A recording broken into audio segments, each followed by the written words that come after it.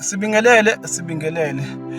Kule video sifisa ukukhuluma ngamaphutha enziwa abantu besilisa othandweni. Mhlawumbe ngabe mfethu isentombini yakho noma uma wengane yakho, kodwa kumuntu enisabambisane naye ngokothando eningakashadi. Ake siqaleke. Number 3. Ilento yokuthi usuke uthi usathandana nentombi, ugijime wena ngoba ushiswa uthando, unothando oluningi, uhambe uyothengela ama-iPhone, ugijime wena uhambe uyinika o-girlfriend allowance, uyinika imali, ugijime wena uhambe uyifundisa, ufundisa intombi. Yini? Ushiswa ama-feelings, ushiswa iy'nkanuko. Uthole ukuthi lapho kini awukakaqedi ukwakha. Uthole ukuthi lapho kini uma wakho akukho ngisho into eyodwa ephathekayo okwamenzela yona noma eyisipho, kodwa usugijima wayothengela amantombazane ama-iPhone, amafoni o-10,000. Muyindoda kubalulekile ukuthi ngaso sonke isikhathi uhlezi u-awake la engqondweni. Kumele ingqondo ihlezi awake. Akumele wenze izinto ngama-emotions, akumele futhi wenze izinto ngama-feelings noma ngey'nkanuko. Iphutha leli number 3 elenziwa abantu besilisa bashiswa uthando, banothando oluningi. Uyithengela kanjani intombi into ya 10,000? Uyifundisa kanjani intombi? Ngoba phela wena umuntu ekumele ukuthi umenzele izinto ezinhle, umuntu osewunkosikazi kuwena, osehandwe over to you by uyise wakhe. Ngabe ngcono kube mhlawumbe usebenzisa le mali olokhu umheha ngayo ukuthi umlobole, uhambe uyovela kubo. Umuntu ekumele ukuthi umenzele izinto ezinjengalezi umuntu onkosikazi kuwena, futhi naye osenesisekelo semsebenzi emihle ayenzile kuwena, usumbonga ngokuba khona kwakhe empilweni yakho. Ngobani ukuba khona kwakhe kunezithelo ezinhle kuwe? Ugijima wona ulawula inkanuko, uyothengela intombazane ifoni ya 10,000, usuyathi uyakhala kusasa lami sikudampa, ikutshela ukuthi bingakuthandi yona, bithanda into zakho.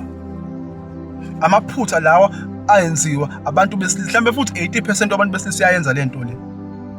Number 2, iphutha elenziwa abantu besilisa othandweni ilento yokuthi uyimbele umgodi wena ngokuthi wenze into engaphezu kwamandla akho.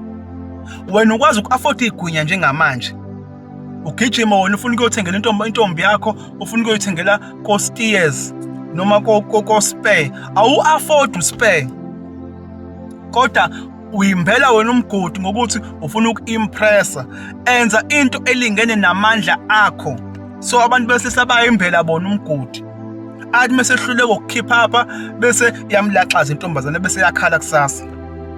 Mu-afforda igwinya, u-afford igwinya. Mu-afforda ubacekile, u-afford ubacekile. Enza okusemandleni akho ngoba umuntu wesifazane uyinkinga. Umuntu wesifazane uyabamba. Umuntu wesifazane once into wayenza yona, wamjwayeza yona, kumele uhlezi uyenza. Kumele uhlezi u-improve.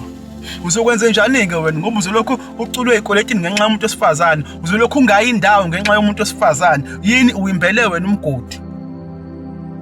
Uyimbele wena umgodi ozokhalakathela phakathi kuwona kusasa. Wena umbile lo mgodi, umjwayezile umuntu wesifazane into engaphezu kwamandla akho.